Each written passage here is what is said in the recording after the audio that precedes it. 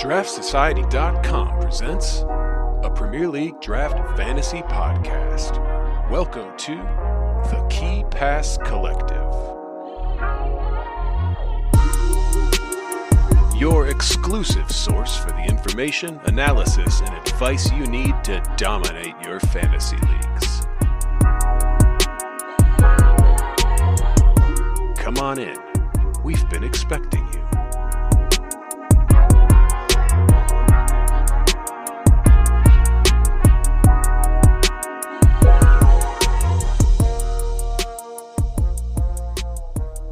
Draft heads, what is happening? Welcome back to the Key Pass Collective after an eventful, we'll say, game week 20, double game week 20, concluding with quite the match there from Tottenham, who, it has to be said, just bottled that game. But hey, is what it is. City, wow, what a display. Mahrez, what a guy. Anyway, yeah, good luck, or happy for those of you who ended up playing Mahrez this week and had him in the double game week. Unfortunately, for those of us who started KDB and or Phil Foden, well, we'll get onto that in just a second. Of course, KPC, Key Pass Collective. I'm Joe Williams. I'll be your host for today for this particular episode. The KPC is the audio companion to the Draft Society website. Draft Society, of course, is where you need to go to dominate this game. It's got everything you need, everything that you need in terms of rankings, in terms of stats, articles, pickups, waiver wire ads, trade targets, all the things, just all the things. Check it out, draftsociety.com. All right, let's talk to, unfortunately, a bit of a depressed and potentially sick co-host here today, one Ryan Barnes. Ryan, tell us about the things going on in your life. Well, I feel like death. I just took a COVID test. I lost probably the most painful game week of my career. Every decision that was made cost me my game week. Should have gone straight Costanza and done the opposite of every inclination I had. I would have won with flying colors. So yeah, that's a tough one to take. And if I end up losing the title, I will have this game week to look back on fondly. So, oh no. Doing well. And the week started off so well. I randomly saw Steph Curry at a local restaurant, and then it all just went pear-shaped. That's wild. Yeah, I saw that picture. Yeah. That's crazy. Yeah, I went from not seeing a celebrity like my entire life other than Pulisic, Paul Abdul and Emilio Estevez when I was 10. And then, yeah, I saw Paul Rudd, and then a couple years later I saw Pulisic, and then, yeah, now Steph Curry. Nice. Well, now they're starting to rack up. I know. Now it's just like I'm not fazed by anybody. Yeah. Oh man. All right, so live on air, we will know whether or not you have COVID. Yep, 6:30 is when I get the results. All right, and listeners, it is 6:20 current time here now. Although you're not listening live because that's not how this works. No, but you'll hear my Google alarm go off. Right, exactly. All right, well, today on the show, we have a couple of different things. The first thing we're going to do is check in with some listeners because it's been a while. So we wanted to reach out, get some listener questions. We've got some good ones. A lot of them, as you can guess, have to do with transfers. They have to do with the current state of certain teams and players' rest of season value, how people are perceiving certain players, that kind of thing. So we'll check in with many different listeners and try to answer as many of those as we can, and then end with kind of just quick game week 21 waivers, people to bring in, or maybe even, well, I mean, streamers, yes, but also just kind of a couple of different waiver ads that maybe we're kicking around for this not long term, but the middle term that could potentially pay off. So we'll talk about those as well. All right, listener questions. Here we go. We put out a tweet yesterday from the KPC account, and we got a bunch of different responses, and they're really varied in terms of what they talk about, which is great. The first one, which Everyone's basically thinking it, with Sinistera getting healthy again, with Nyonto finding form, with Rodrigo just doing what he does, basically. And then, of course, Bamford coming back from injury. And then, not to mention, we have the signing of one Reuter. So, Eric Wickland, at WickWhat, W-I-C-K, what, is asking, which of the Leeds attackers are fake, which are for real? So, Ryan, what I'm proposing we do is go through the attackers, both forward and mid. We won't take too long on this, hopefully, but we'll see. And kind of rate them 1 to 10 based on rest of season value. Okay. You good with that? Yeah. All right. So I'm going to go by roster percentage. So percentage rostered. And then we'll start with forwards. We'll go to mids after that. We'll try to avoid most of the defensive mids because I don't think people are rostering them. But we'll talk through most of the quote-unquote attacking assets. So let's start with Rodrigo. 1 to 10. Rest of season value, 87% rostered. I mean, I think you gotta go 1. 1? Yeah. I mean, he's the only one that's 1 stayed fit. 2. Oh, we're thinking about this opposite. I was looking at 10 as good. Oh, okay. 10. Okay, got you. Okay, all right, thank you. All right, now we're on the same page. In ranking, when has 10 ever been better than 1? I'm glad we figured this out right away though. On the Yeah. No, we workshopped this. Yes, we've already recorded this entire episode, and this is just our second. No. Yeah, this is bloopers. Yeah. Okay. 10. All right. So 10. I'm saying rank this 1 to 10, right? Like from best from worst to best. So that was my thinking. Anyway, it's fine. Okay. So 10, I would agree with you there. Fit, scoring goals, and seems to be nailed on. Yeah, although I want to see I'm reserving judgment because Bamford's back fit, and as you mentioned, they signed Reuter, and even Sinistera is coming back fit. So there's a lot of cooks in the kitchen up there. So reserving judgment, but you would think, given the season he's had, that he's probably pretty nailed on. Yeah. I mean, so that puts him 9 or 10, I would think, but Bamford is the second name on the list, 46% rostered, which I found interesting. 46%. I mean, he's out there in a lot of leagues, but almost half rostered still, which is wild to me. But slightly down? I mean, he's down a percentage point, which is wild from the last waiver date. Yeah, he hasn't started a game since October 20th. That's crazy. So that's nice. Yeah, those were heady days. So he should then be fit and firing, ready to go. Has he ever been fit and firing the last couple years? I mean, he's made of glass, very goal dependent. I don't think he's really gotten over Bielsa's departure. He hasn't really looked himself in a long time. Plus, as mentioned earlier, there's a lot of competition there. So, I mean, he has it in his locker to be a great center forward, but given recent history, I just don't trust him. At least not yet. So, I'm gonna hedge and say something like 5. Yeah, I was thinking 4. Yeah, with the possibility of being 8 to 10, but you gotta think somewhere in the middle there. Yeah, I mean, but when you talk about rest of season value, actually, as a player, I mean, because even Rodrigo, right? I mean, he's probably still a top 10 forward, but barely in terms of overall scoring. Bamford wouldn't be up there, I don't think. Even if he won the job, I mean, would he? I don't see him. I mean, he's done it before. He was, I think, 2 years ago. He was up there. But yeah, those days are long gone, I think. Yeah, but he also ages faster than a normal human. So yeah, he's like reverse Benjamin Button. Exactly. Yeah, 2 years for him is an eternity. Yeah. Yeah. So, okay. Are you picking him up? I'm thinking about it. I mean, he was over 11 points per start 2020, 2021. So like I said, and he had 37 starts, which sounds nuts. That's now, wild.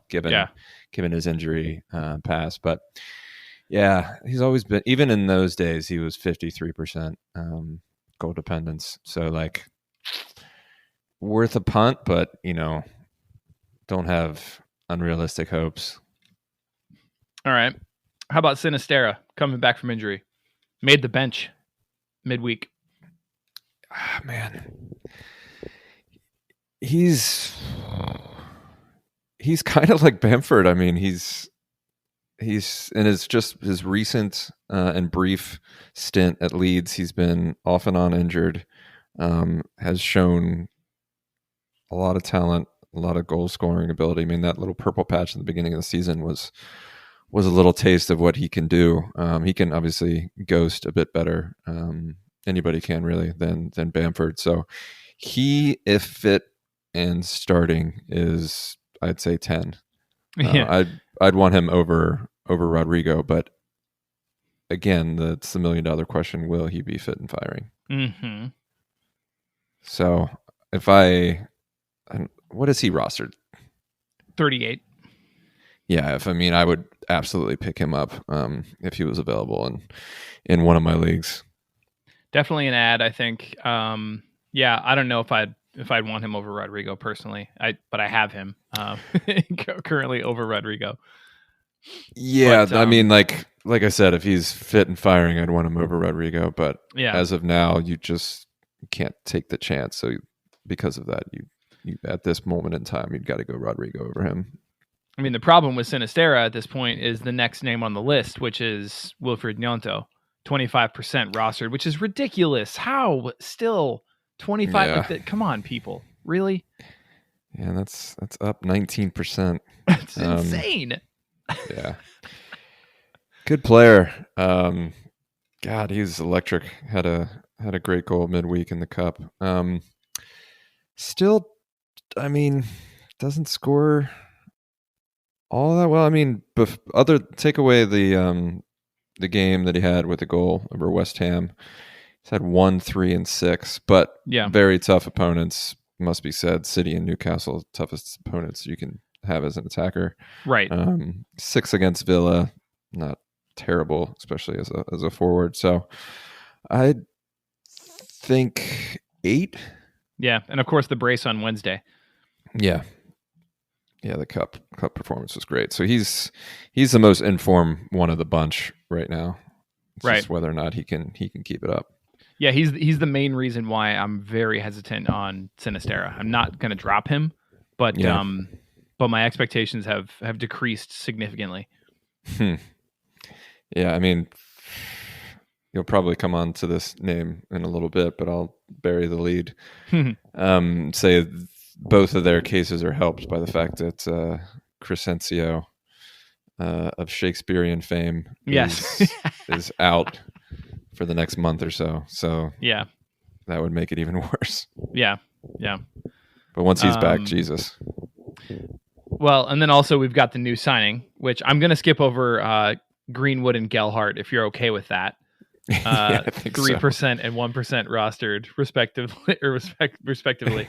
And then we'll move on to Reuter, who just signed, still at 0. I don't think really a full waiver cycle has run since he has come into the league, but some people are pretty excited about him. And the question for me is, well, why we're doing this segment is, where does he play and does he get minutes? Yeah, I think they're going to be softly with him. So yeah, I'm going to let him be somebody else's problem, because I don't think he's going to start for quite a while. Yeah. So I think he's one for the future. That future might be in a couple weeks, but for now, I just don't see him getting ahead of any of these other folks. He's specifically got Rodrigo and probably Bamford ahead of him at this point. But yeah, I mean, he's certainly one to monitor. And the alarm just went off. And so here we go. Let me check. Here we go. Drum roll, please. Negative. Okay. All right. So you're going to the White House. Yeah. Nice. I'll just infect them with my cold, not COVID. Beautiful. We'll tell the president, hey, I don't think they probably have you meet the president on White House tours, but no, you wouldn't think. Just in case, give him a what's up for the KPC. I'll give him a heads up. Yeah. All right. Okay, so Harrison, no. Rodrigo, nope. Bamford was a 5 was a 5 for you. So what does that make Reuter? 4 with the potential to be a lot higher. Yeah, but again, I'm not picking him up now. I agree. He's a one to monitor. All right, let's talk about a couple mids, ones that we would consider quote unquote attacking, which is only just a couple really. Most guys who come into Leeds actually get the forward label, so it's kind of interesting that way. But we do So we do have 92% roster Jack Harrison. Been pretty decent lately. Kind of looking like maybe his old form has come back a little bit. Couple of weeks of actually 3 in a row now of 9+ scores. Think he keeps that spot? I think he probably does for now if he keeps this up. I'd probably put him at 7. And he had a horrible start to the season, but really like you said, in the last few weeks, he's kind of turned it back on. So, and he's obviously proven it in the past that he can be a great scorer, especially with sets and crosses and whatnot. So, yeah, I'd probably put him at 7 for now. Yeah, I think I'm with you. The next one, 73% rostered, Brendan Aronson. How? Exactly. He scored 4 points collectively in the last 4 games. Yeah, no joke. Started all of them. You need to drop him. It's time. Fantasy wise, his prospects are dull. But I think even retaining that spot for me, I think he's shown that he's basically operating at the extent of his abilities. And as much as that hurts me to say that as an American U.S. men's national team fan, red-blooded American, right? Clearly, but yeah, I don't know that he's up for it, and I just think that he's probably a better super sub than he is maybe a starter. I know most Leeds fans would unfortunately agree with me, but yeah, I mean, rest of season fantasy prospects, he's a 2 for me. And then in terms of keeping that spot, I don't know, maybe a 4. Yeah, I mean, he's been droppable for a very long time. Goes point average is insulting, like about 5. And that's dining off some early performances. As I said, lately it's been 1s or 0s. And which is absurd especially given how many set pieces he takes. It's just like, I don't know if Opta has a vendetta against him or what. It could be. He just doesn't score well. So he's been a drop for a long time. Many people claiming Opta has vendettas this week with Matoma's score. I mean, I've long said that. So I've been a truther on that for a long time. Several boxes of literature. All right. It could be true. You and your tinfoil hat. Make us up some charts so we can confirm it. All right. So Aronson, we're moving on. Crescencio Somerville, the aforementioned merchant of Venice, 31% rostered. How do you feel about Crescencio? Not worth holding over the next month. Decent streamer, but I don't think anything more than that. Yeah, I'm with you. I think a lot of people saw his little purple patch that he had there, to use one of your favorite terms, as like an ascendance to some sort of like role in the 11. I think he's always been one for the future. He's really young. I don't know that he's necessarily prepared yet. I don't think Marsh even thinks that he is. I think he was a great fill-in, and he's electric and fun to watch, but I just don't see him as somebody who's ready to really take that mantle yet. Yeah, I think that's right. Okay. All right, cool. So I'm going to put him at like a 4, maybe a 5. I'd rather roster him than Aronson, but that's not saying a whole lot. Yeah, exactly. Yeah, but I'd rather have Bamford on my squad right now. that's fair. Yeah, yep. Okay, cool. I know that wasn't the quickest of exercises, but can we also do it quickly with Chelsea? Oh God. Okay. We can be quicker about this one, I promise. But people are going to ask, and I think we should probably just quickly run through it. Because what an absolute mess. And it's waiver time, and people are bringing in some of these assets, and I'm terrified of most Chelsea assets at the moment. Let's start with forward. Highest rostered, 98%, Kai Havertz. Oh God. 7, 8, maybe. Yeah. It seems like unless they bring in By an default. actual 9, right? That he's gonna. Exactly. Yeah. And his fantasy prospects are okay, I suppose. Extremely goal dependent. Very much so. But yeah. Yeah, 8 I think sounds right. It's gonna frustrate you a lot of weeks, but Yep. Okay. 96% rostered Raheem Sterling. Jesus Christ. Where to begin with this guy? I'm trying to say these names with as little judgment in my voice as possible. Seriously, man. 5? Yeah. When's any updates on the injury? Last I looked, Fantrax has him out until February 18th, expected to return, which that might even be optimistic. I want to see what Potter does. I mean, is he going to have added pressure from management to start these new guys, or is he going to be, loyal to someone like Sterling? Yeah, that's going to be really fascinating. Yeah, I think there's one clear winner in the front line, and I'll wait for you to get to him. That is 68% roster, Joao Felix. Yes. Mm-hmm. I think they paid so much money for him for this short period of time. He was the best player on the pitch in that 57-minute cameo. Right. Before the loss red card. to Fulham. Yeah. And was scoring great Fantrax-wise. So he's the one I want the most out of this Chelsea attack. So he's 10 despite the 3-game ban. Yep, totally agree. Absolutely. Okay. Aubameyang?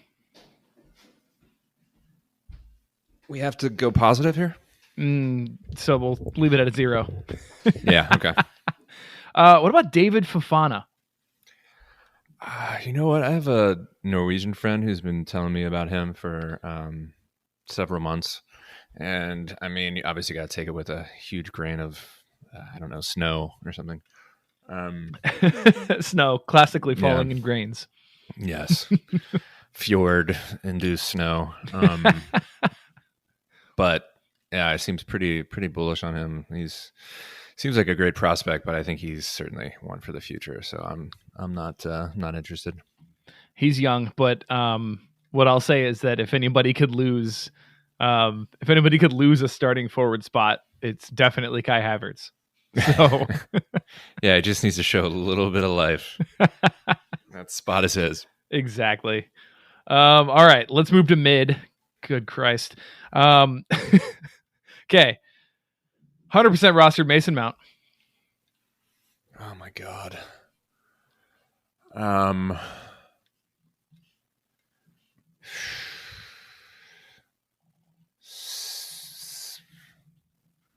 This is a really tough one. Because he's probably the most nailed on of the bunch. Yeah. But doesn't score well unless Reece James plays and they're against relegation fodder at home. So those two things rarely happen together. So 7, I guess. Yeah. I'd rather have Felix than him. Agreed. But still averaging, basically 9 points a game. Yeah. But in typical Mount form, I mean, you take away the big games and it's closer to like 4 or 5. Sure. Yeah, I mean, when you're looking at minutes, though, I mean, his minutes basically dwarf everybody else in the midfield. Totally. So, yeah, I mean, if you want somebody who is quote unquote nailed, I guess it's got to be him. But fantasy wise, he's certainly let a lot of people down. So yeah, maybe 7. Mm-hmm. Okay. What about Conor Gallagher, 55% rostered, which I think is really weird that he is the next highest rostered midfielder. Super weird because picked him up last weekend and didn't play him. Would have won me my game week. But weird. that's the really, second score line this year that you would have wanted to have him. Otherwise, he's been a disaster. Yeah, he's been terrible. But it wasn't just the Fantrax thing. I mean, I watched some of that game, and he was the best player on the pitch. So I think he has the possibility of being an 8 or a 9. It'll be interesting to see if he keeps the spot at Liverpool this weekend. Yeah. You know what? I take it back. Could be a Potter guy. I take it back. Anytime that he's started, he has scored fairly well. 78 minutes against Brighton, he had 15.5. 90 minutes against Newcastle, tough opponent, he had 8. And then 90 against Crystal Palace, he had 16. I was surprised at how few starts he's gotten. Right. Yeah, I thought that he had gotten a little more playing time, but yeah, I mean, if you have him now, you certainly aren't getting rid of him. So I think it's a ride it till the wheels fall off kind of thing. He has a opportunity to be a good asset, especially if he stays on some set pieces. But yeah, probably a streamer though. A lot of this is going to depend on Reece and Chile coming back and how many set pieces are up for grabs. So sure, he's a mystery. Yep. So would agree. Go 6. Okay. Okay. Christian Pulisic, 44% rostered still, which is just why. A testament to American patriotism. Please. Well, maybe. Just refuse. I absolutely refuse to drop him. But no, you should. Absolutely. No, I think he's done. That's a 1, 2. Yep. Yeah, I don't think he's in Potter's plans. I think the injuries. Yeah, I just think unfortunately his time at Chelsea has come to an end. Yep. Poor guy. Hopefully he lands on his feet. Even as a fan of the USMNT, I gotta say I'm fine with that. It just needs to be somewhere where he can contribute, somewhere where he can be the guy that the ball goes through. Yeah, it's been a failed experiment, unfortunately. Yeah, he needs some really good prep for 2026. So right, I'm sure his agent will have that in mind and go somewhere a bit more mid tier where, like you said, he can be the guy. Whether that's going back to Germany or not, who knows? Fingers crossed. That'd be great. All right, 37%. Hakeem Ziyech. God, talk about mystery. I know. Wrapped in a riddle. Especially with all the talk of him, being one of those names they're willing to get rid of in the summer, shopping him around. But lately, his form's been great. Yeah, and fantasy-wise, he almost always produces. So he's just one of those guys that you see him in the starting lineup, you plug in. He was. I mean, in addition to Gallagher, he was the next best player. I think on the pitch last weekend. So, man. Yeah, how much of that is due to injuries? How much of that is due to like waiting until new players get in? How much of that is due to the fact that I just don't know. I don't know if he is a stopgap, which is kind of what it feels like to me. Yeah.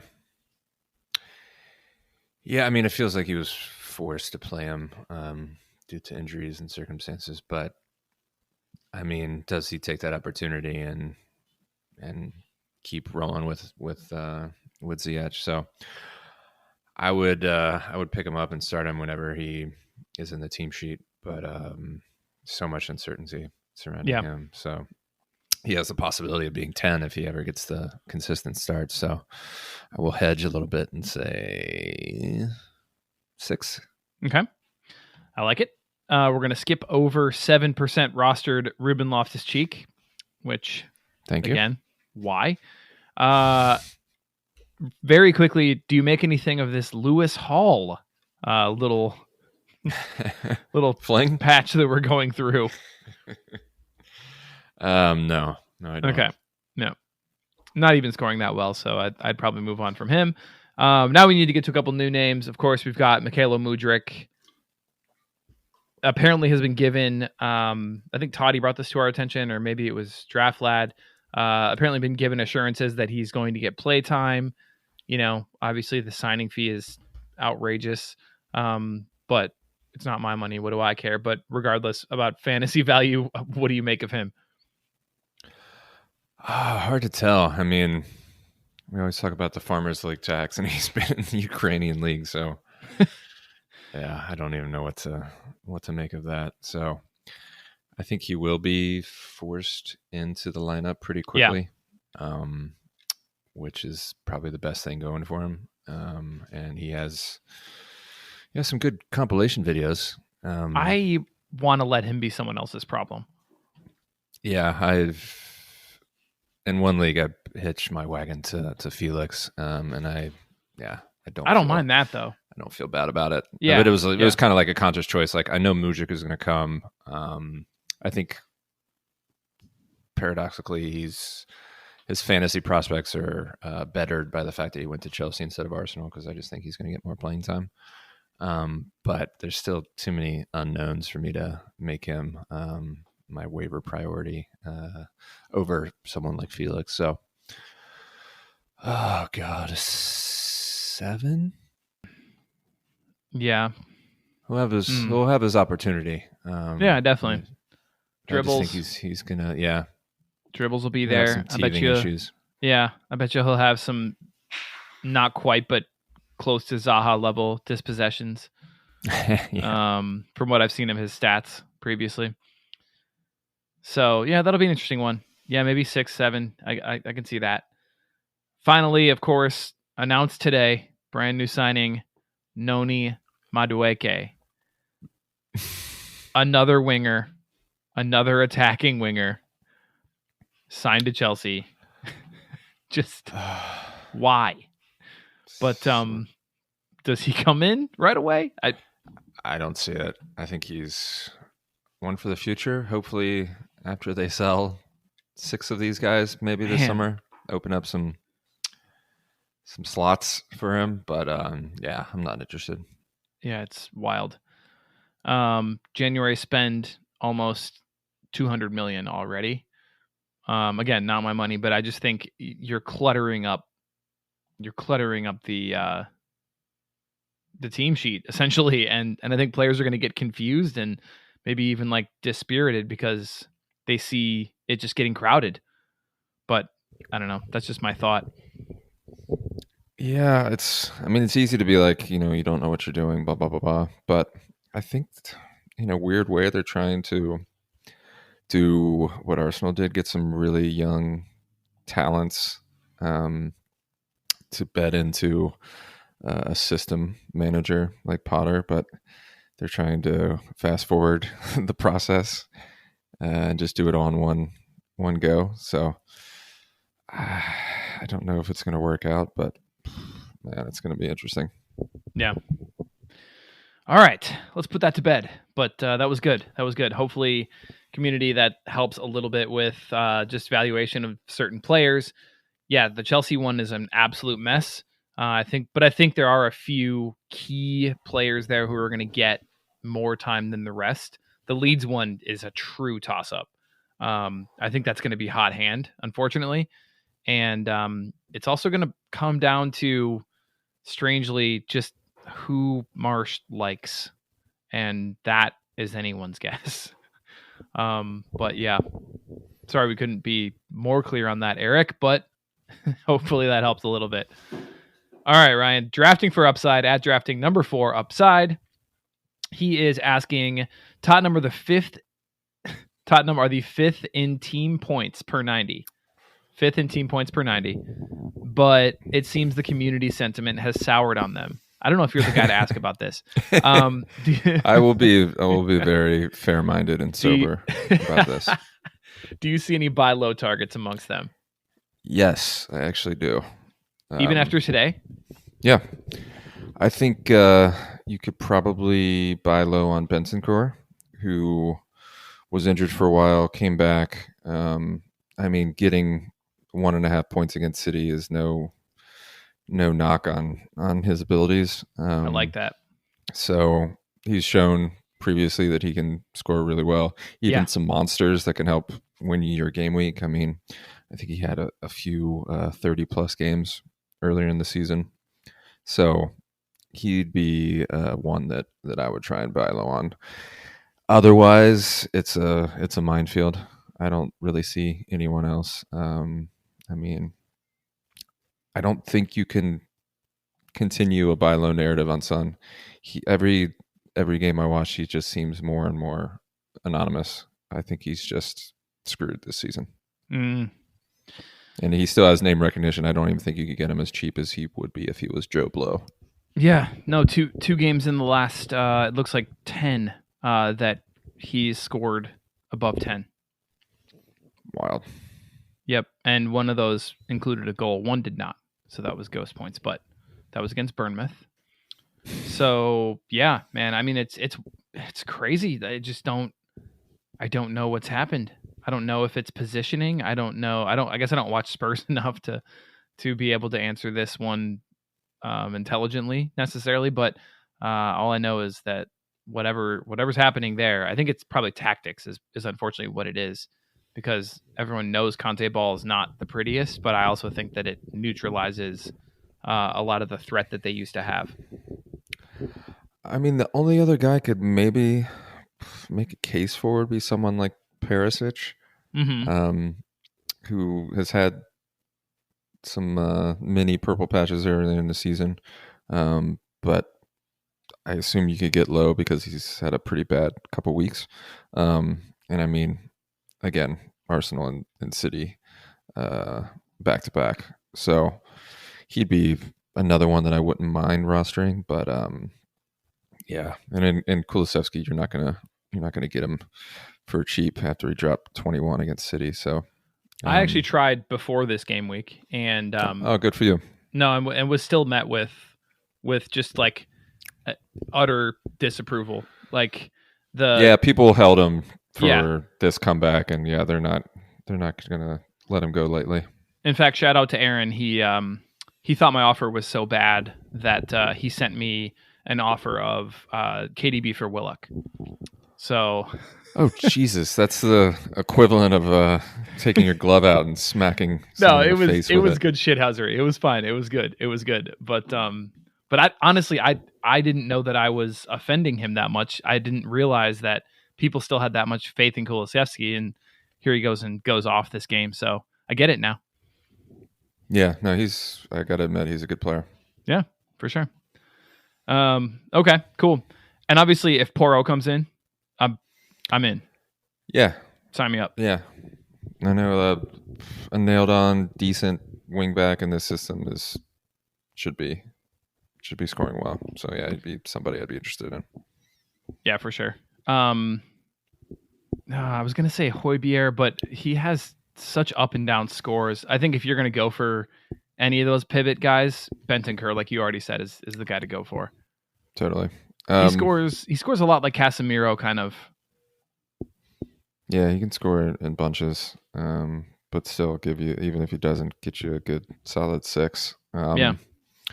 I mean, I contemplated throwing Richarlison into the mix, but I mean, he's another one of those guys that people probably held throughout this injury, and won't let go lightly, despite the fact that he hasn't scored a goal all season. So I'll stick with Bentancur. Yeah. All right. This next question is tailored for you, just because of your expertise.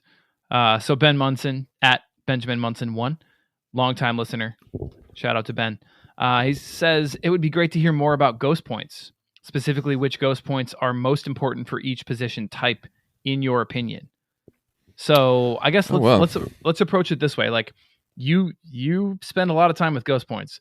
So for each position, like which ones are you targeting? Like as you're ascertaining a player's value by looking at ghost points, which ones really pop out to you?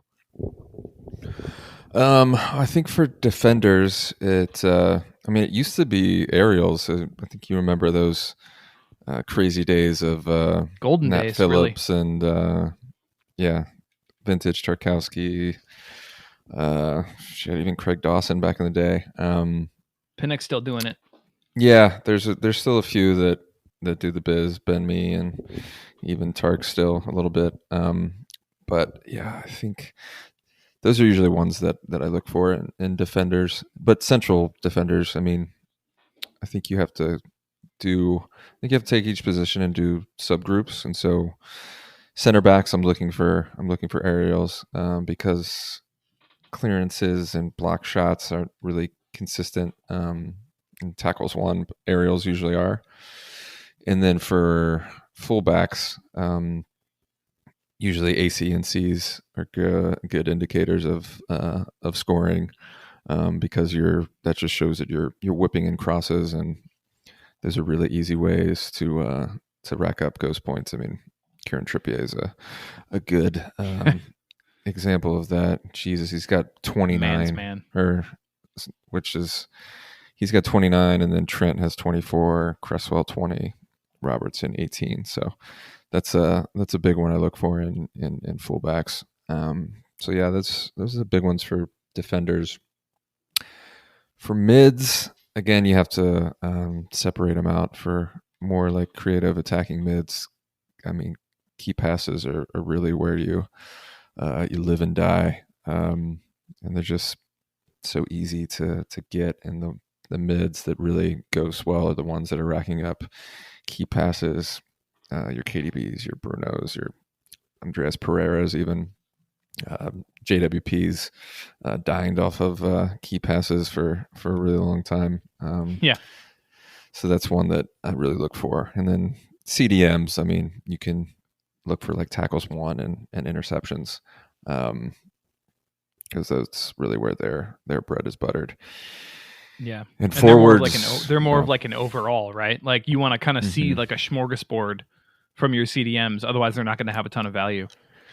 Yeah, you want those that can combine the defensive stats, the tackles won, and interceptions with a few key passes. I mean, that's obviously not going to be their jam, but you want to at least be able to see that they can get forward and get points in a different type of way. So I'd like to see that flexibility. And then for forwards, it's really all about successful dribbles. It's fun to watch those types of players. I mean, we've always talked about Adama for all those years, and yeah, full circle. I think he's one of the guys that's getting hosed by Opta recently. So yeah, that and shots on target. Are you buying a ticket for the raffle? Because you can really rack up some ghost points. I mean, El Ghazi's the GOAT for that, just pumping in shots, and however tame they are, they all count the same. Yeah, exactly. Aerials, again, there's those prototypical number 9s don't really exist that much, but aerials are also a good ghost point indicator. We'll see if Veghorst can, I was just gonna say, can come up with some. Mitro's been far and away the king of aerials this season, and Tony usually chips in a little bit too. But yeah, those are the big ones, I'd say. I like it. Yeah, I don't have a ton to add. I'm just looking at aerials really quickly, and let me see. Aerials. Oh, I'm looking at since the World Cup in preparation for the next question. But 1 second. All right. Year to date. Let's check it out. Aerials, you are spot on. Mitrovic. Tony is number 4, but then of course up there we've got Ben Mee, which you already mentioned. Tarkowski is up there. Kiefer Moore, surprisingly, and then this is going to be salt in your wounds. Che Adams, number 7. I mean, God, yeah, with those numbers, who would ever think about benching him? Salisu, of course, in the top 10. VVD, not going to surprise anybody. Eric Dyer, Pinnock is 13. Rodri's up there. So, yeah, you get it. Your boy Fabian Scher, 15. Yes, sir. Yeah. Cool. I like it. Hope that helped, Ben. Okay. Let's talk about some players post-World Cup. So, FPL Boss at FPL_Boss_. One of the main, actually, kind of, I think now the main person who runs the International Genie League. So check in with him if you want to get into that next year, or you want to try to join the IGL. It's a good time. But nice. But he's asking most surprisingly impressive players post World Cup, and will they keep it up, or is it just a purple patch? So do you have a couple names you want to toss out? I'm going to readjust my dates on Fantrax here. In the surprising category, I'm still flummoxed by Salimaj's ascent. Seriously. It hasn't just been post World Cup, but he's turned it on even more after the World Cup with some monsters. Number 1 overall, has almost 100 points since the resumption on Boxing Day. Jesus Christ, it's amazing. Yeah, that's wild.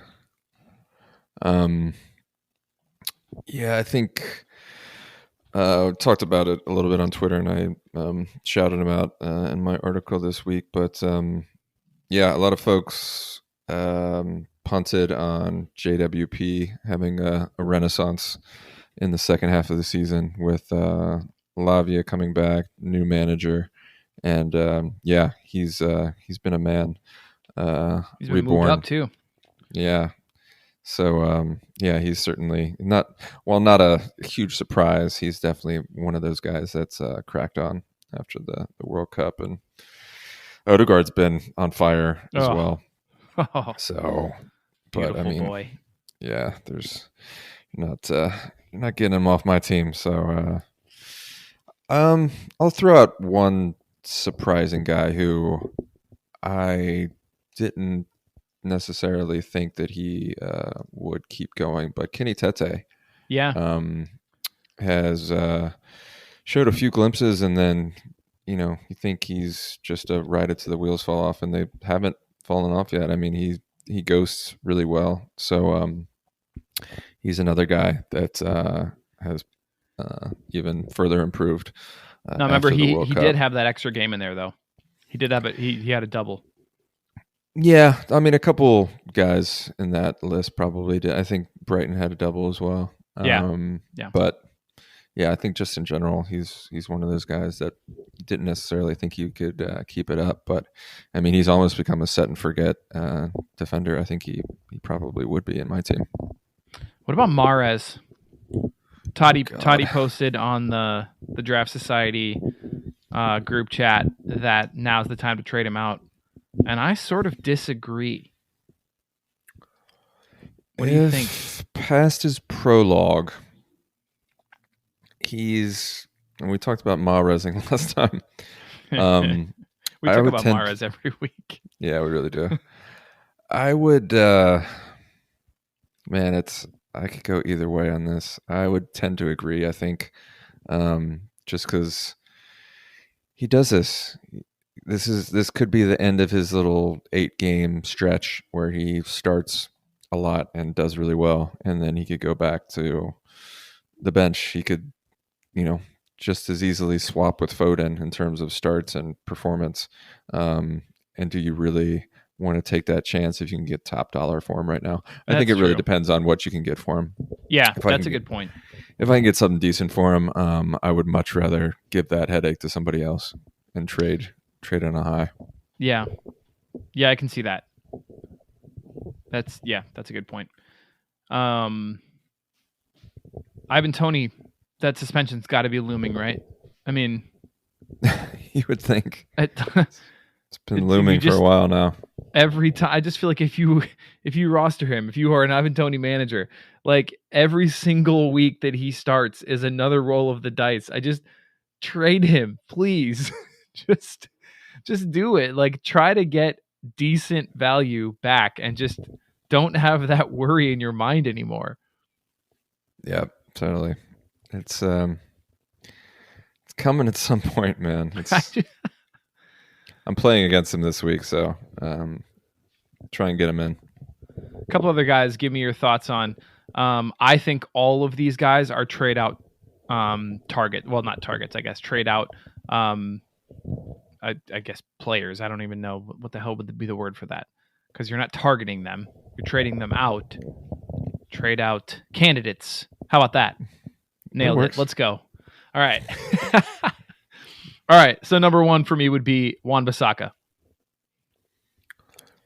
Yeah. What's the deal with airplane peanuts? What's the deal? What's the deal with Delo? I believe he is basically almost healthy, almost back, and some people want to say that Wan-Bissaka's played well enough to keep the spot. At best, I think it becomes a rotation.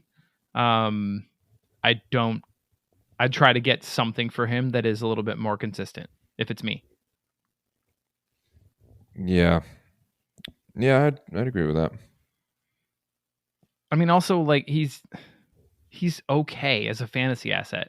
He's better as a defender than he is as a fantasy asset. So I understand United fans being excited about him, but I don't really understand fantasy managers being excited about him other than a clean sheet. Yeah, I was never a big AWB guy. So yeah, if you can get something for him now, then yeah, because I think they don't they double again soon? Yeah, I think they do. Yeah, I would use that opportunity to get him out. All right. What about Brennan Johnson? Genie's boy. Not for me. He's 50 gold. points since Boxing Day. How many 9, of them coming 13 from and goals? a half, and 26 and a half. I assume it's very goal dependent. Mishmash. Yeah, the 26 was definitely. It was 2 goals. It was a brace, but the 13 and the 9 were not. Huh. The 13 was an assist. I take it back. So, okay. That answers our question. All right, confirmation bias then. Okay, cool. Yep, never mind. One guy that I traded out today, Damari Gray. Yeah, we need Genie on this one. We really do. These are are not all my his guys, but he would go to the mattresses for him. He's too unpredictable for me. Yeah, he's just not one of my guys. All right, last one guy I've been trying to trade out. Basically working myself up into a sweat trying to trade this man out of my team. Hasn't happened yet. Nobody seems to want to bite. Kai Havertz. Oh, man. 65 and a half since Boxing Day. Just 9 points behind Marcus Rashford, believe it or not. Ridiculously, he is the number 4 forward since Boxing Day, one ahead of Erling Haaland. What? Yes. Yep. Wow. See what you can get for him. I've tried. It's very little. All right, well, right to the wheels fall off then. Yeah, I'm at this point. I'm holding. I mean, and I guess there is light at the end of the tunnel. Under Potter, he's been fine, and he's getting service, and he's, believe it or not, actually contributing some ghost points. It's the wildest thing I've ever seen. But, 13.1 points since Boxing Day per game. Wow, I can't explain it. that's weird. It really is. Good for him. Yep.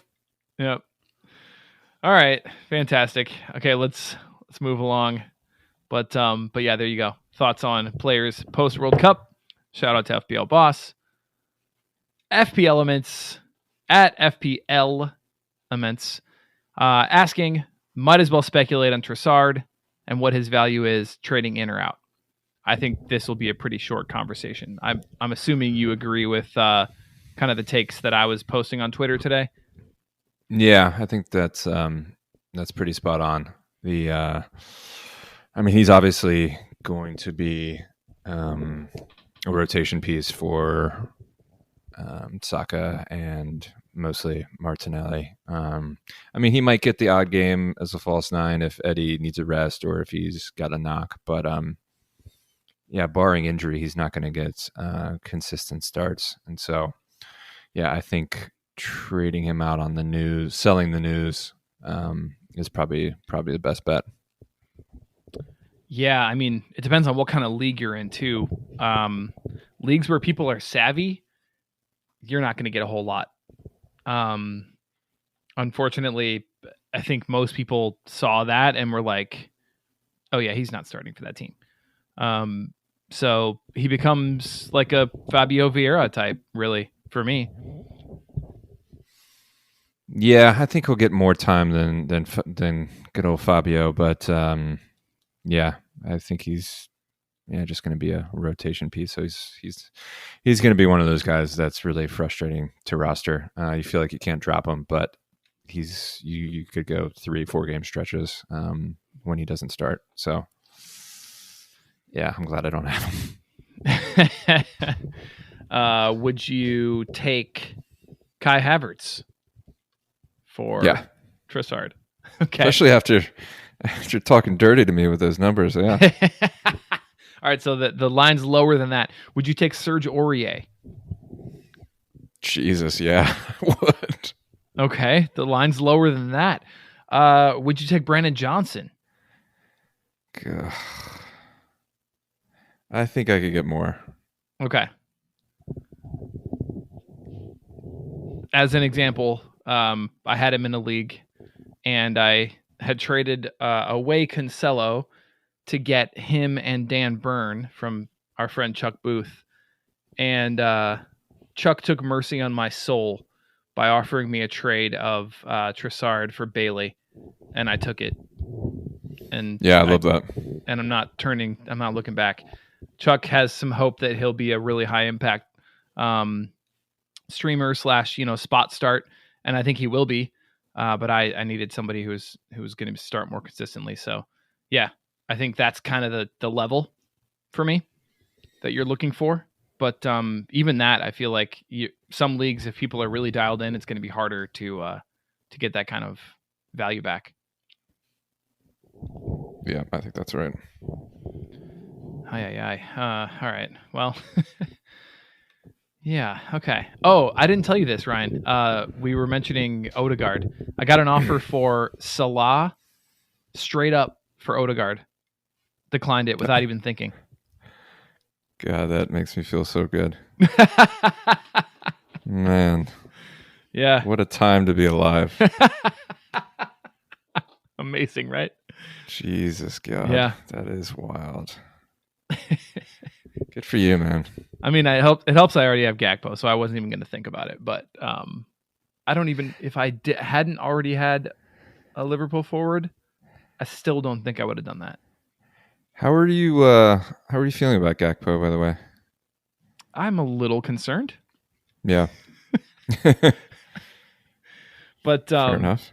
Yeah, but I traded out Foden and Stroik for Gakpo and Casemiro, and so I'm still thinking it's a pretty darn even trade, especially considering whatever debacle Foden is in right now.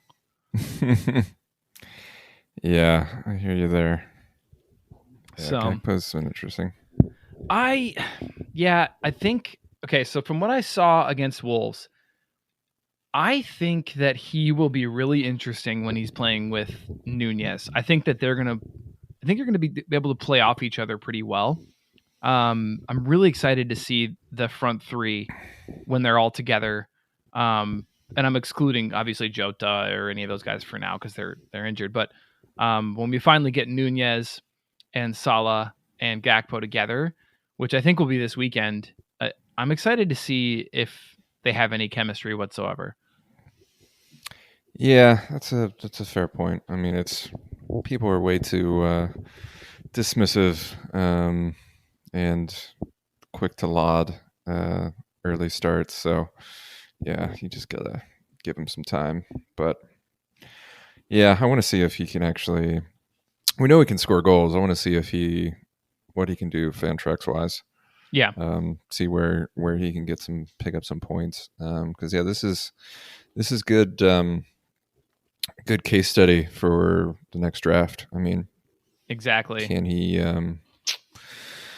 wet his beak a bit, or is he going to be fucking Luis Diaz? Yeah. Yep. That had a great post January run and then flattered to deceive. Right. Which and then ironically, of course, was our best player this year. So yeah. Anyway, okay, cool. So there you go. There's your Trossard discussion, the obligatory Trossard discussion. By the way, I love him as a signing for Arsenal.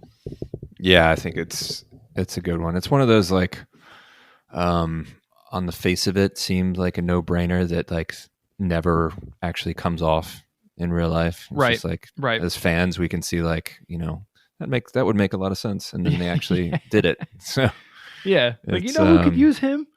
Yeah. He's having trouble with Brighton, and last year of his contract. Yeah, I like him for Arsenal. Very flexible, can play any position across front three. I mean, he just turned 28. Like, there's just like, he's peaking. I mean, not everybody needs to be 22, 23. Jesus. Twitter would have you believe they do. Might be nice to have some actual experience mixed in with some of the youth. So yeah, we're not signing him as our savior. He's going to be great depth in the attacking line. Knows how to play free flowing football. I mean, like, it makes a lot of sense. Yeah. And it's not like he's going to get any better treatment from Arteta if he starts acting like a little bee. So yeah, whatever. Yeah, I mean, if he's given the opportunity to get a Premier League medal as opposed to what he was facing at Brighton, like, it's pretty good motivation to get your shit together. I love the way De Zerbi handled that, though. By the way. Yeah, totally. You know what? You think you're a prima donna better than us? Yep. Fuck you. Bye. Yeah, what a guy. Earned a lot of respect amongst the other folks, I'm sure. I mean, I know he just bare bottom spanked Liverpool, but I admire that man to no end. He's so fantastic. I just think he's great. What a manager. Yeah. It'd be interesting to see what he does with this Brighton team with a summer window and a full season. They're going to be one to watch next year for sure. Absolutely. Solly March in the first round. God, what if they were like in Europa League? It'd be so cool. That would be cool. I think they might win the cup this year. I think they're going to beat Liverpool, and then I think they have a good chance. I would love to see them go on a cup run. That'd be interesting. Yeah, for sure. All right, let's buzz through a couple here. Draft Lad, our friend, Draft Lad, Draft Society contributor, of course. Relevant players already in the league and rostered most impacted by incoming players. Ooh. It's nice because I don't know there's a ton of these. Impacted by incomings in January, right? Yes. I'm assuming that's what, Yeah. I mean, I don't think Trossard is going to steal a lot of starts from Martinelli, but I think he's going to sub in a fair amount. So he's going to like shave off some minutes from Martinelli and maybe Saka. So like maybe most games they both go full 90, but now probably Martinelli could start going 65, 70, miss out on a few points. That's not great. Yeah, it's not great for a Martinelli owner, but it's not the worst. It's not like they signed a bigger name and more expensive player that you potentially could see stealing some starts and forcing like a proper rotation. But I think he's going to eat away at some of his minutes. Before you move on, hold on real quick. So, because the next question, and we'll come back to this other one, but the next question is from Hjalmar at HJALAMR. Should you keep Alvarez for the incoming Champions League weeks or drop him? I think Alvarez in that discussion is really similar to the discussion we're having with Trossard right now. And my question is, like, as a Martinelli manager, are you trying to bring in Trossard? Because if I had Holland, there's no way I'm dropping Alvarez. I'm gonna keep him. Yeah, and I think even if, I mean, normally and like a month ago, you would have said, don't hold Alvarez. He's not worth it. I think that is a good point that with Champions League popping up and these Pep is in rare form, given the fact that, Alvarez got to start today. Yeah. I think he's worth holding for now, especially if you're a Holland owner. Yeah. But in terms of if I roster Martinelli, am I trying to trade in Trossard? Probably not, to be honest. Because again, I don't think he's going to get that many starts, and I don't think it's going to be worth you giving up something for him and having that roster spot taken up by someone like Trossard. I just don't think the risk reward is points towards trying to get him in, unless it's really on the cheap. So I don't think so. Right. So yes for Alvarez, no for Trossard. Yeah, I think so. Okay. Weirdly enough. That makes sense. I'm trying to think of some other ones that, I mean, the entire Chelsea attack probably impacted. I think Sterling is absolutely impacted. Definitely. Totally. The only one who might actually be safe is Havertz, the aforementioned. Yeah, Mount. Some of the still TBD whether or not Rodrigo or Bamford will be impacted by root tear. Sarabia will certainly impact. Adama, Hwang, probably not Podence. I think Lopetegui likes him. I think he really does. Yeah. Yeah. Obviously Cunha is impacting Jimenez and Costa, like as expected. Yeah, but honestly, that impact is minimal thus far. Yeah. So yes, we'll impact see how in that terms of goes. Stealing starts for no reason. Ings is certainly going to impact Skamaka and Antonio. That's minutes. A big one. Yeah, that's a big one. Do you think? I mean, do you think that he slots it right in even this weekend? I think he does. Yeah, I think they're so craving a natural finisher and a proven one that he goes right in. Mm-hmm. I think they wouldn't have bought him with such urgency if they didn't think that, and he wouldn't have signed on to be another bench player coming from Villa where he was the exact same. I think he's probably been given assurances that he's going to be given an opportunity, and when he gets given an opportunity, he scores goals. I mean, every stat the last 3 years proves that. He just didn't get enough opportunities at Villa. It just didn't work out. Every manager seemed to fancy Ollie Watkins over him. Maybe it's just stylistic or tactical, but yeah, I think he's certainly he might be the most impactful January signing, to be honest. I think, yeah, he's going to be up there. And I'll say this. I mean, I'm in quite competitive leagues, people who are on Twitter basically nonstop. And Scamacca and Antonio are both on the wire. Oh, shit. They're not Both even waiting. been dropped. Yep. Yeah, fair play. I mean, I think Antonio should have been dropped a long time ago. Scamacca, that's a tricky one. I traded him out really early. Yeah, that was smart. Yeah, I traded him and Sinistera on the back of their purple patches for Mount. Oh man! And then because I hate myself, I then turned Mount into Trent Alexander-Arnold. Sure. No, yeah. Which I thought absolutely. was a masterclass. Yeah.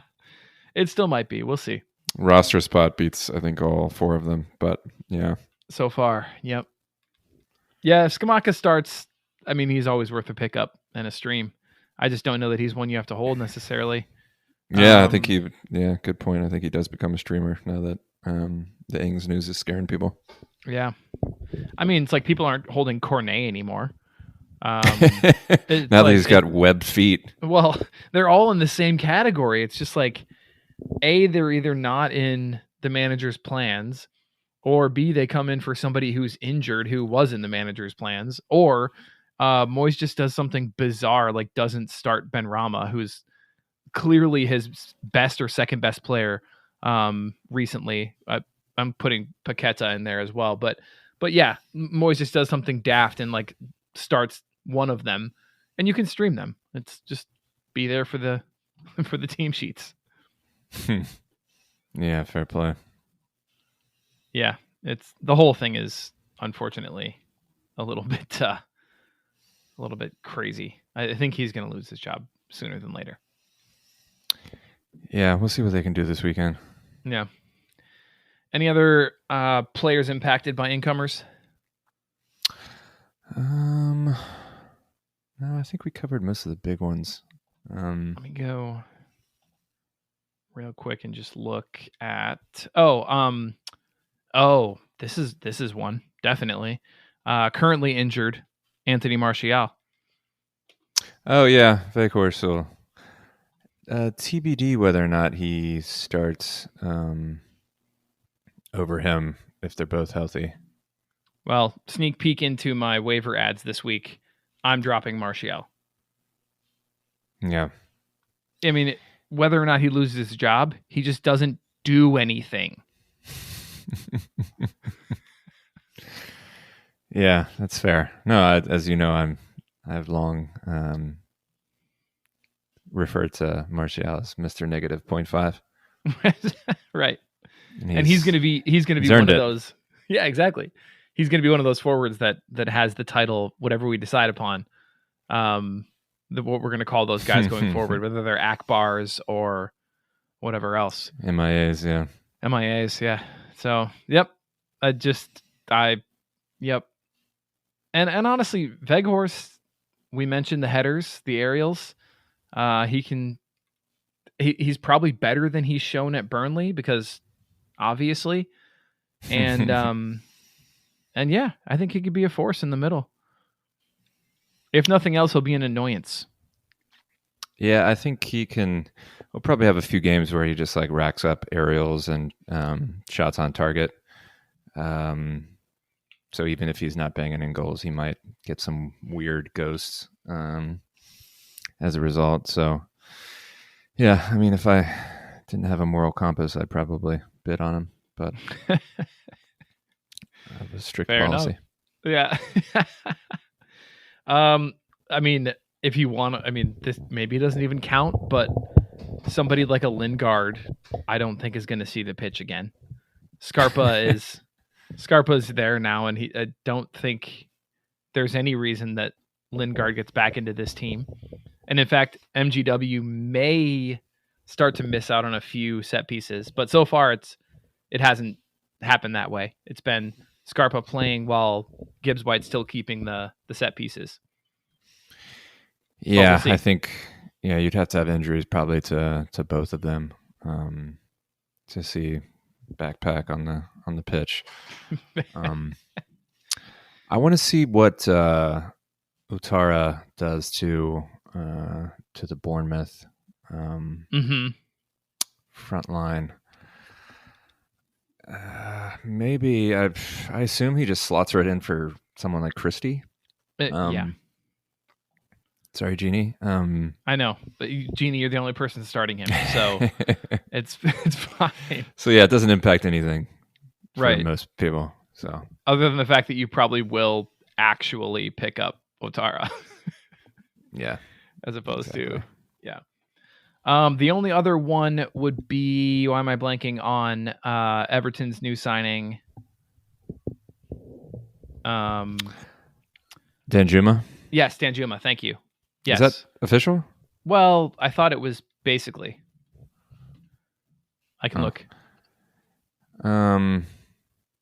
Everton joined the race for Everton closer to landing Danjuma an hour ago from the reputable Toffee web. Oh, yes. Periodical of note. Right. Yeah, I mean, that would be curtains for someone like McNeil. Not that that really matters. No.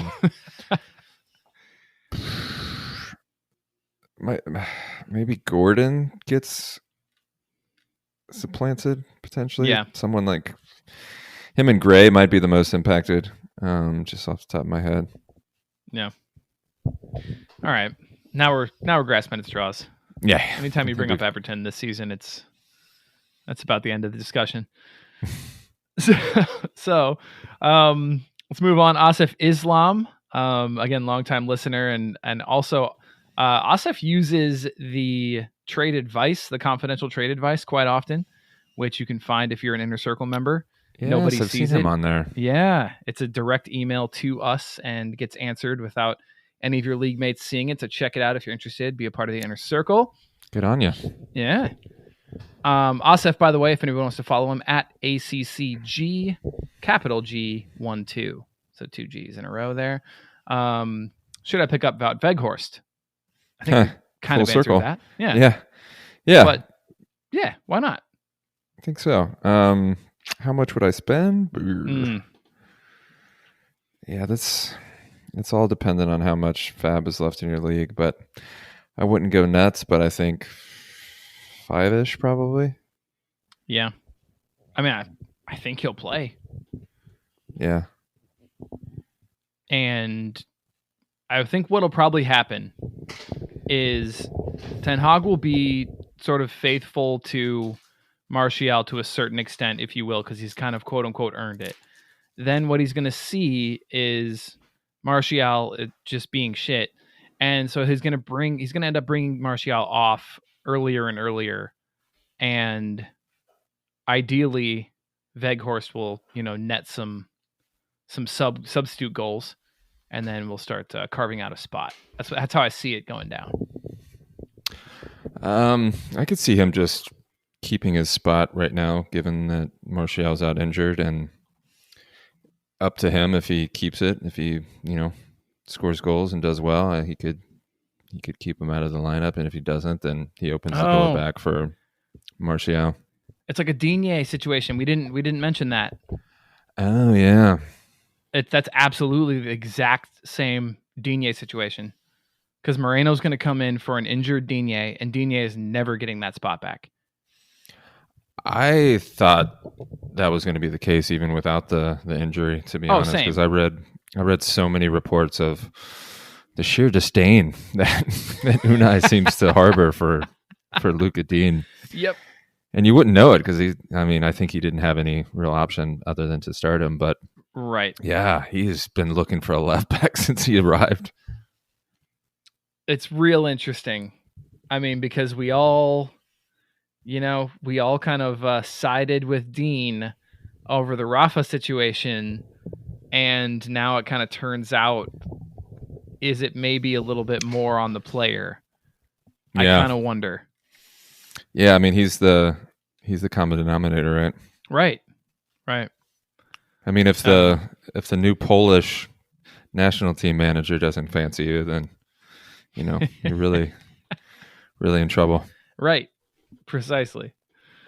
Random. Just very random. I love it. I mean, I love it. Going to be seeing a lot more of Matty Cash. Yeah, exactly.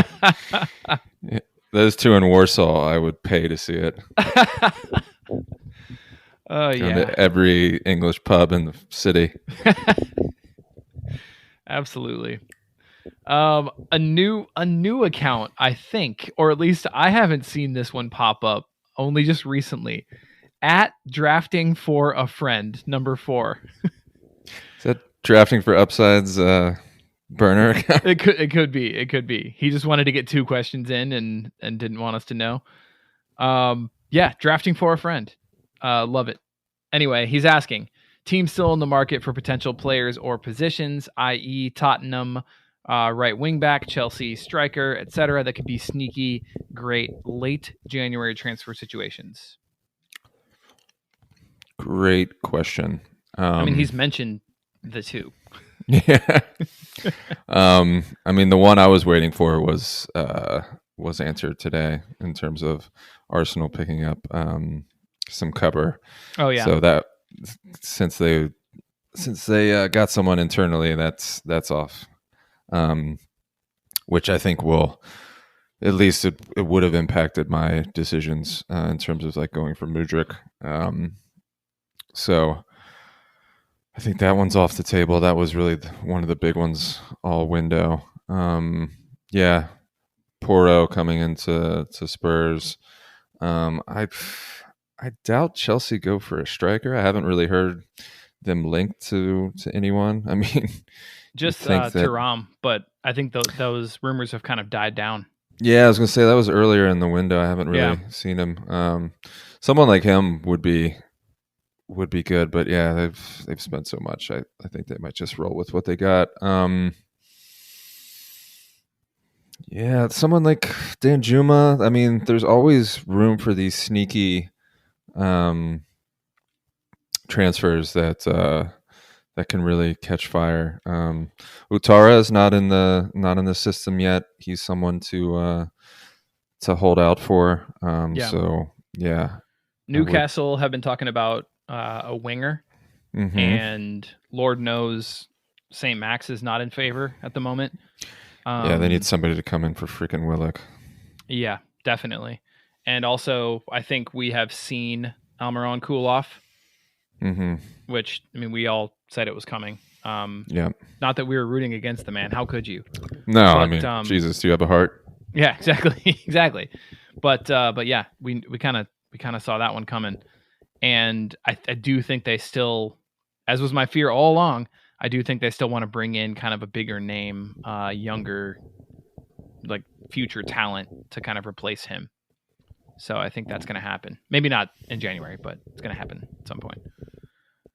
Yeah, those are a few to keep an eye on. I don't think it's going to happen, but Liverpool midfielder. I mean, I'll just put it out there into the universe. Maybe who knows?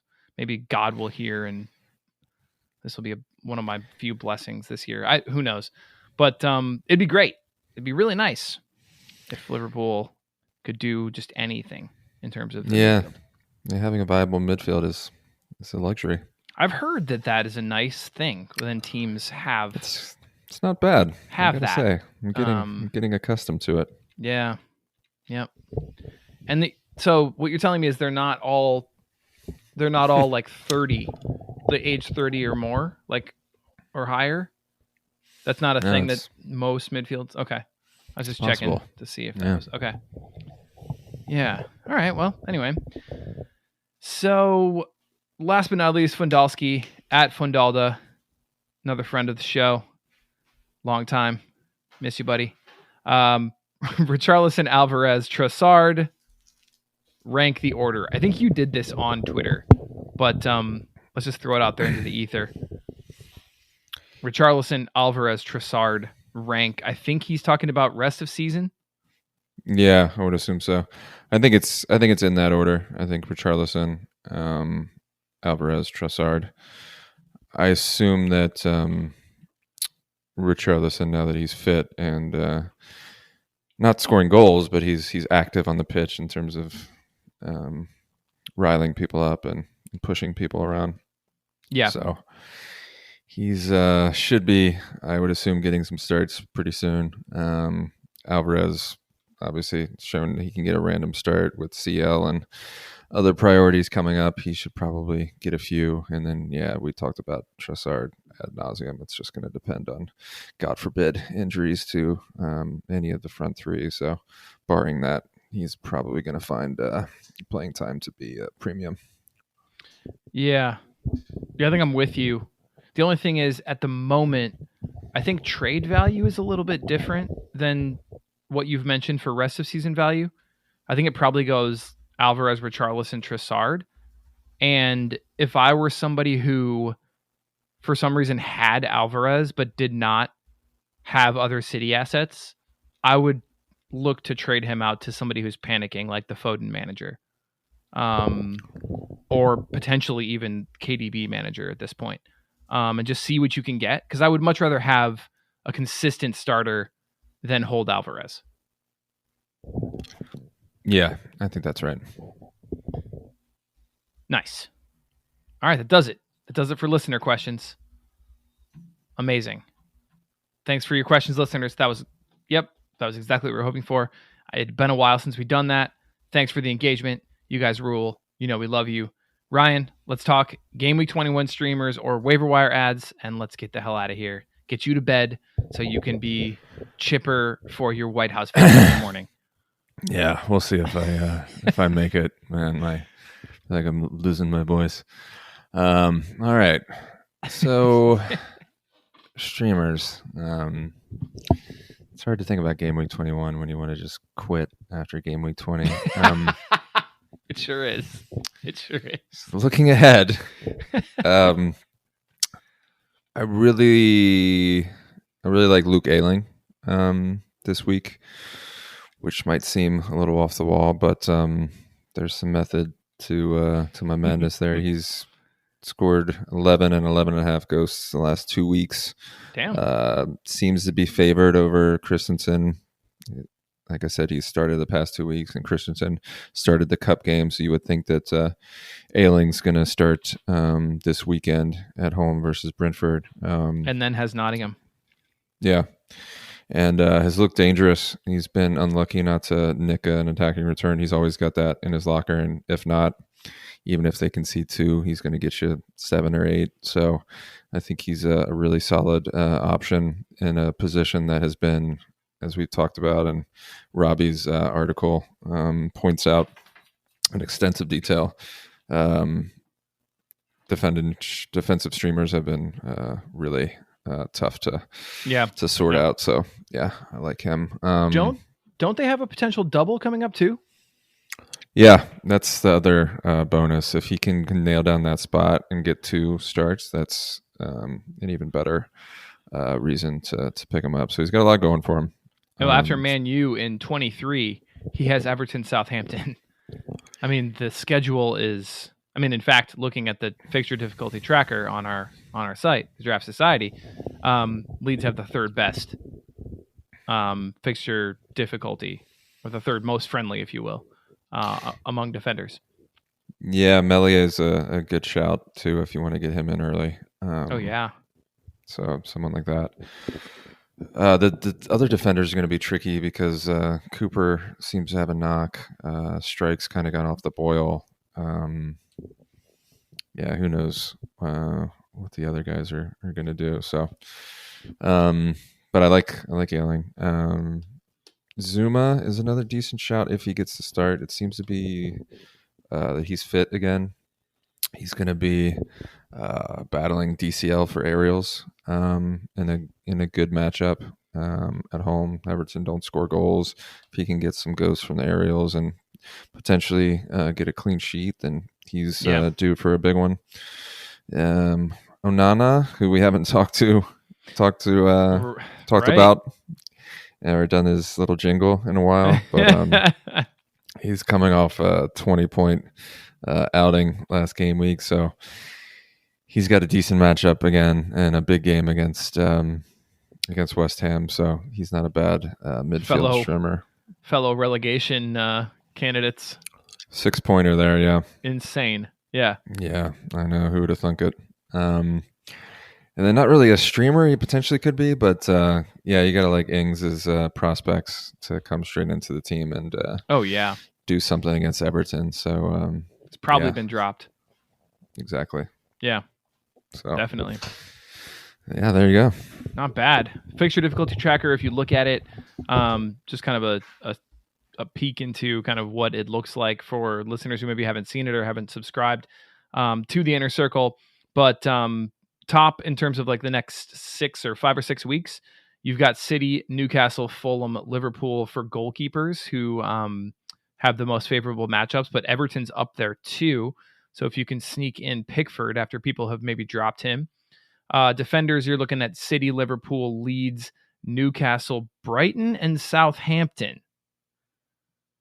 That to me is interesting. Salisu has been ghosting a lot better recently. I like him if he's out there just floating around with a matchup against Villa. Brentford, meh. But then Wolves in 23, which I like a lot. Ryan, thoughts on the Nottingham Forest defenders? I know, but against Bournemouth, teams are averaging 10.5 points against Bournemouth. I shout out Aurier again. Yeah. Because he's almost become set and forget, and especially against Bournemouth, who haven't scored a goal in, I think, 3 games. Yeah. But I was racking my brain trying to think if I would start any of the other Forest defenders, and I don't think I could bring myself to do it. Yeah. So it's really Aurier or bust until some of the other dudes come back. Niakate, that's who I was thinking of. Yeah. Are you thinking? I know Genie. Oh, I miss Niakate, by the way. Sorry. I know. I glossed over that. Yeah. Oh, he was a man's man for like 2 or 3 Aerial weeks God, at the beginning of the season. Oh man. Yeah, that was one of those old school type defenders. Mm-hmm. Okay. Hopefully that'd be cool to see him back. I think he's back training. Beautiful. Genie's been talking about Brighton defenders. Leicester, Bournemouth, Crystal Palace. Thoughts on any of the ones who would not be rostered, which would be probably any of them who aren't named Estupinian? They're a minefield. I don't really care for any of them. Yeah, I'm not really interested, to be honest. That's fair. Yeah, I like it in theory. And then if Estupinian starts any of those, you gotta like his chances. But otherwise, meh. Yeah, I like it. As far as like attackers are concerned, I don't mind Yohan Wissa, who's out there on most waiver wires. He can drop a 1 or a 2, but he can also look really, really lively and really light up some matches. And against Leeds, anything's possible. So that's not bad. That's fair.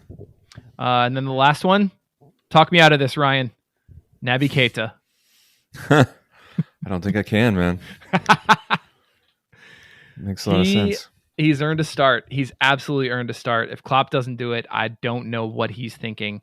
He looked not fantastic, but he was probably our second best player against Wolves, and he's looked creative. He's actually been pretty good, dare I say, until he's injured next. But maybe take advantage while you can. It's the first matchup of the game week, so you might as well waiver him in. If he doesn't start, you've lost nothing. So there you go. Anything else to add, my friend? No, I think we covered it. We sure did. All right, man. Well, feel better and enjoy that wonderful bit of Americana that you're about to witness tomorrow. Thanks, man. We'll do. All right. This has been the KPC listeners. Thank you so much for everyone who submitted a question. You guys are the best. And for anyone who made it this far, I always say it, you're amazing. If you have any questions, hit us up on Twitter. Go ahead and start a conversation. Tag us. We'll retweet it. Let's get some eyes on your questions. So start a poll or just ask us straight up, and we'll see if we can get some people to weigh in. Thank you so much. As usual, good luck in the game week. KPC out. Cheers.